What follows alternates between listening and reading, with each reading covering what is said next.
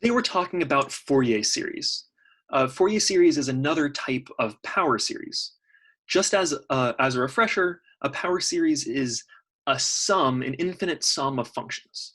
So we've talked about power series before, namely with the example of Taylor series. When we're talking about a Taylor series, the functions that we're adding up are all polynomials.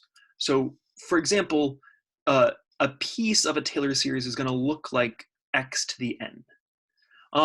And power series in general these functions can be anything. Typically when you're actually using them for something, there's some sort of trend, there's some sort of pattern. In the case of Taylor series, the pattern is, well, the degree of the polynomial is getting bigger. Fourier series takes a different approach to this. So just like with the Taylor series, we're trying to estimate, or we're trying to define some other function in terms of our building blocks. With the Taylor series, the building blocks are polynomials. In the Fourier series, the building blocks are trig functions. So we're going to have things like sine of x and cosine of x. And with the Taylor series, the difference between each of these terms had to do with what the power of that polynomial is. Over here, with the Fourier series, the difference in the terms is going to be what the frequency is. So whereas with the Taylor series, sort of the general form is going to look like some constant plus a coefficient in front of the x term, some coefficient in front of the x squared term, etc. Over here with the Fourier series, with this new series we're talking about, this is also going to have some constant term, but now the pieces that we're adding up, so we're going to have some coefficient in front of a sine of x term, some coefficient in front of a sine of 2x term, etc. So we're not just limiting ourselves to sine functions, we're also allowing cosine functions, and we're just going to use a different letter. We're going to use b's to talk about cosines.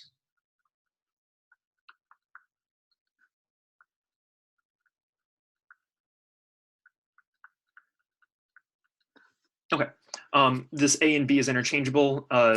Various sources use the a's associated with the sines, b's associated with the cosines, or vice versa.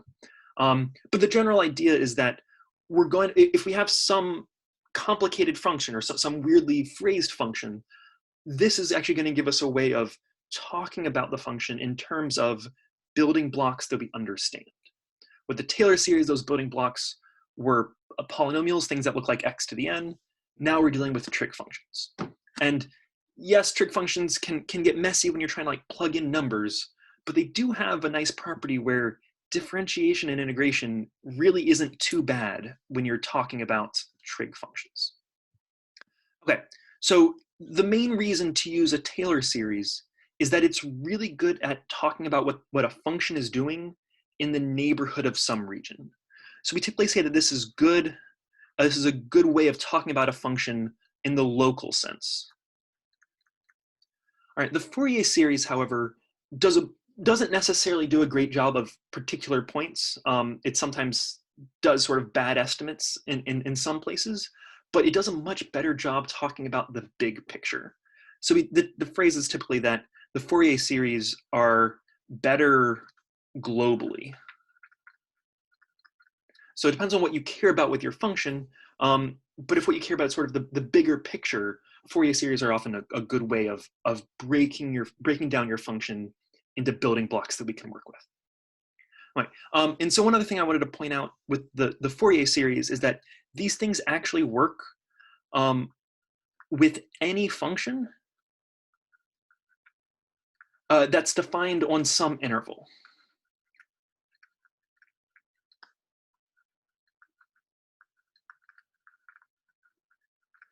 Because of the nature of these periodic trig functions, it works in some range. It can be as big as you want it, but some finite range of values. We need that in order to be able to use the Fourier series. That, or we can use it on any periodic function.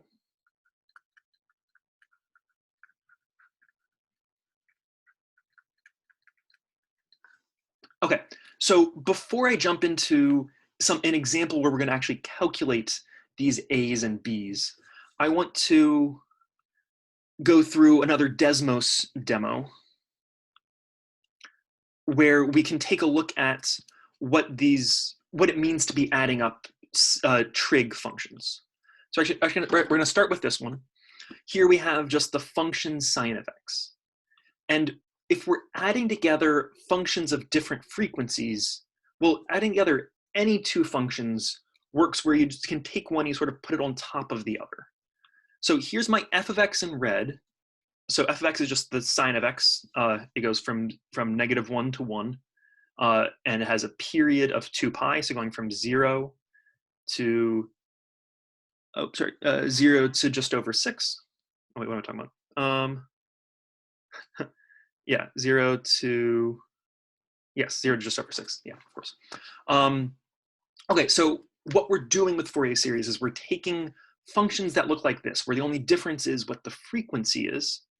And maybe we're adjusting how big each building block is. So I'd say that the coefficient in front of this g of x term is 1/3. So we're taking 1 of this sine of x, and we're taking 1/3 of this sine of 3x. And if we're going to add these things together, well, when they're both positive, so like here, we have both our red function and our blue function are positive. So that's going to have this sort of constructive interference. These things are going to get added together. When one is positive and the other is negative, they're going to somewhat cancel out. So if we add in what the sum of these two things are, so here we have this black function, which is the sum of f of x and g of x. We can see that, hey, if we took this blue function and sort of put it on top of the red one, this is what we would get out. So if we're adding the values together of f of x and g of x, we can get this new function. So the idea behind Fourier series is that we're going to be adding together infinitely trig functions. So I want to take a little bit and point out, so all right, we started with this red function, and next is this black one. If we add in our third term, so I'm going to get rid of some of these others, now we're adding in a sine of 5x, so a trig function with an even higher frequency, and then maybe even as well an I of x. Well, what does that do to our black function? Well, now it gets sort of more and more square-like. Right, and so that's sort of as far as I can go with these 4 examples. But jumping over to this other example, here we have set up the summation notation for the functions we were just talking about. If we plugged in 0 and if we plugged in 1 into this, we would get our first sine term. We plug in 2, we get that g of x. So we can get these first 4 terms. And if we add these 4 things together, 1, 2, 3, 4, this is the same function that we were looking at a second ago. So this black function versus now this red function. Same thing. If we include more and more terms, remember this is a series, we're adding up, in theory, infinitely many of these. If we include more terms, this function is going to approach some other function. And the thing that we approach is called the square wave. So this is the function that is some constant for the first stretch, and then immediately jumps down to be the negative of that. What we have here is the first 20 terms in the approximation of this. If we increase this even more, let's say 2,000 terms, we get a function that looks even more rigid. There's still some iffiness going on at the jump, so we can sort of see these horns almost on this. Wow, they just went away. But as the number of terms gets bigger and bigger, this part is going to get smaller and smaller, and we're going to approximate a square wave function like this. So the 20,000 looks very rigid. Okay, in the next video, we're going to talk about where these coefficients come from. In this example, the coefficients in front of the sine terms were all 1, 1/3, 1/5. It was all things looked like 1 over n. So next video, we're going to talk about where these things come from, how we can calculate this given some arbitrary function.